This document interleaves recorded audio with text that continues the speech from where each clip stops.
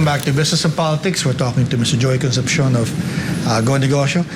Sir, the big thing on the horizon now is artificial intelligence, with the fourth industrial revolution. Do you see that disrupting entrepreneurs or maybe creating opportunities and maybe challenging others? What's your read on it? Well, AI may affect certain sectors. No? I mean, BPOs, call centers, that could be a threat. And that's why people always have to upskill themselves. No?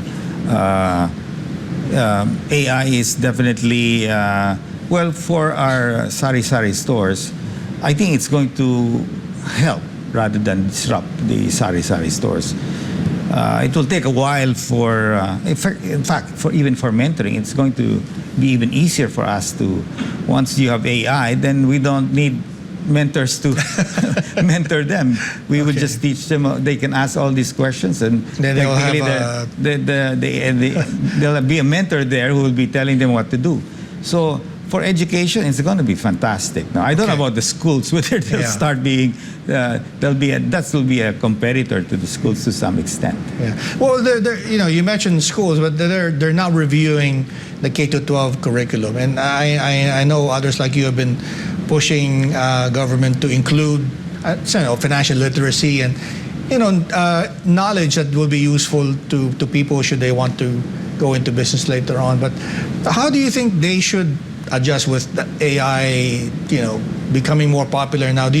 What's your input there? Maybe it should so that they become not only, I guess, employable but also ready to start their own businesses in this new era. Well, they'll have to have a skill that will shield them from the effects of AI. No? Okay. For example, being a teacher. If AI really gets close to a human being, you have a real competitor. No? So what can that person do? She has to maybe rethink, okay, maybe now I have to look at a skill that AI will not be able to affect that job or that negosyo. No? So there are, and I don't think everything can be done with AI. No? Okay. It's still different in dealing with a human being. Okay. And I think tourism is one area that I think can be shielded from that. And that's where we have to excel because we have so much potential. Mm-hmm. To me, Secretary Frasco is doing a good job, but there is still so much opportunity. If you compare the Philippines to Bali, for what quality Bali has, or the beaches versus us. So we have to look at areas whereby it will be somehow shielded from AI. I'm not going to talk to an AI and think, okay, he's in Bali, so I'll feel like I'm in Bali. No, it doesn't work that way. Right. You still have to fly to this. So we'll have to redefine where the real threats of AI will be. No?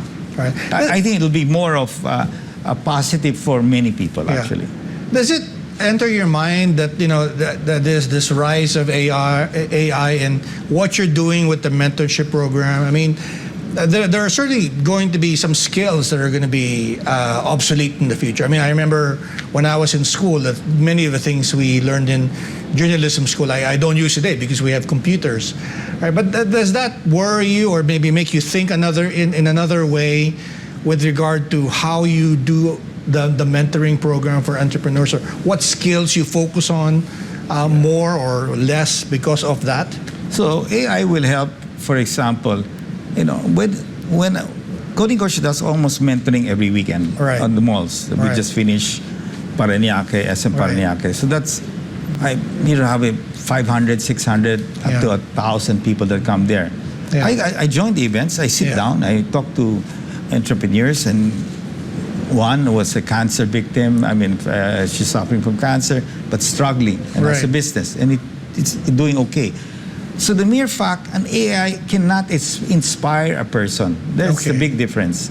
But a human being can show that compassion. I see. So when you look at AI, you just type it, it's just straightforward. There's no compassion, unless one day they make a real human being out of it. But so there are things that AI cannot do. Yeah. Well, let me put it another way, because when I talk to my children, my nephews, nieces, I show them things that we do at work, and they're very quick to say, "Oh, we do it another way. It's more efficient, faster. They're using technology." Do you think that you have successful entrepreneurs doing the mentoring? That's how you recruit, right? That maybe they will come across younger generations and say, "No, what made you successful may not be what they see as." What will be required of them to be successful when it's their turn? True. It depends on what business model they plan to get into. No? And there's certain business models that, to my mind, AI will not be able to control totally. No? Right. And I still believe that the human touch is so important. Okay. I mean, you can't just talk to a machine and, I mean, it doesn't work that way. Yeah. So AI will add to helping those who cannot have a face-to-face mentorship, or even a teacher. No, the AI will help in that aspect. And not everybody is able to get to school because it's too expensive. So somebody can create an academy full of AI, and they are learning from the AI, and that is going to make education much cheaper. So there's certain sectors that will be threatened. But sectors that require the face, the touch, all of that, to me, will be shielded from it. Yeah. Besides that human factor, do you think there are other core skills that will remain or will endure despite all of these changes happening in technology? I mean, financial literacy, for example. I mean, is there something that no matter, regardless of what happens with technology, these core skills are going to be important for developing an entrepreneurial mindset? Definitely, because my inspiration is really, you get inspiration. Okay, sometimes you can watch it from a movie. Sure. And you get inspired. But also, it's seeing somebody, an entrepreneur in front of you who's successful, telling you what to do, that's an inspiration. So my experience over the last 18 years in mentoring MSMEs, the mere fact that you're present there, I'm present there, and sitting down with them, gives them so much energy. It's like, so I mean, I've mentored a father and a daughter putting a business together. You can see the impact there. So, and that's why we like the face-to-face. Now, down the road, will it be a robot that will be mentoring? I wonder how many people will go to the robot versus a human being that has success. They will go to somebody who has been there and succeeded. Yeah, I suppose someone like you who's actually done it and successful at it would probably put the premium also on the personal connections you have with other entrepreneurs and maybe making deals and creating opportunities. And now you're doing it, region-wide in ASEAN. How important will that be in the future, you think? That's the only way that we cannot lose our being a human being. I mean, the moment we overdo it, then you will lose that relationship. And you can see many in ASEAN, the biggest challenge really in bringing about countries together is trust. So that can only be done through being there, being present. So in my so many years in ASEAN today, it's the friendship that you have created. And that's how things start. Businesses start, you joint venture, then that person has a person that wants to get in touch. So it's really, relationship is key here. Right. So it's really outside of technology. So it's you can't do it like, for example, Zoom. We've been all used to Zoom. You can do it for a while, but after a while, you will lose that personal touch. It becomes strange when you're in a meeting and you seem to not know what to do.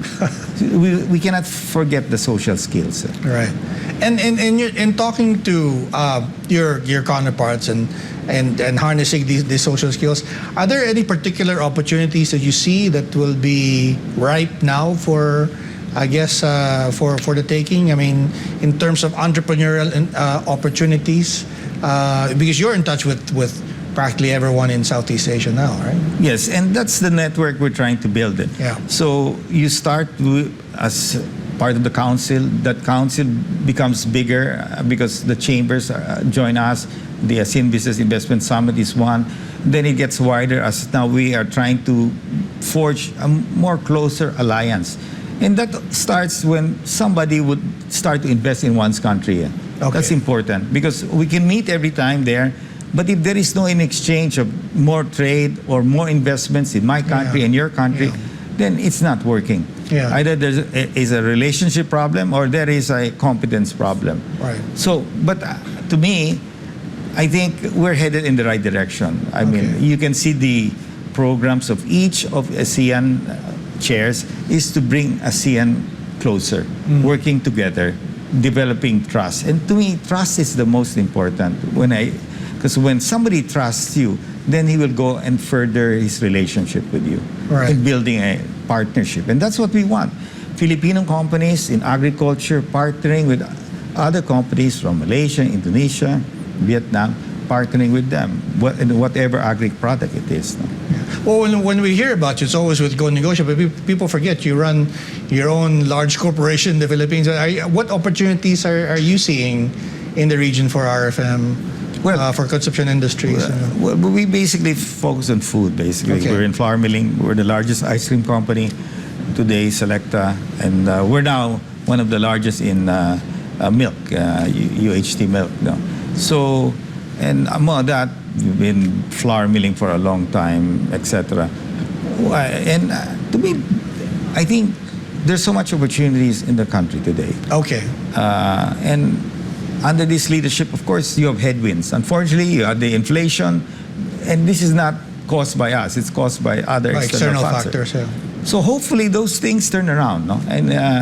And although as inflation was coming down fast, then you have a spike again in gasoline prices. Yeah. No? But I'm still optimistic that what's nice in this government is the relationship between government, people, and the private sector. Because of the Private Sector Advisory Council, it has somehow made us work as a team with the government. So when that comes together, then you have a powerful group that can really make a difference. So to me, getting the best minds in business to help government for free is one of the best things that this administration has done. Can't go wrong with that, yeah. Well, sir, we just have to take another quick break. You're watching Business on Politics. We're talking to Mr. Joey Concepcion of Go Negosyo. Please stay tuned.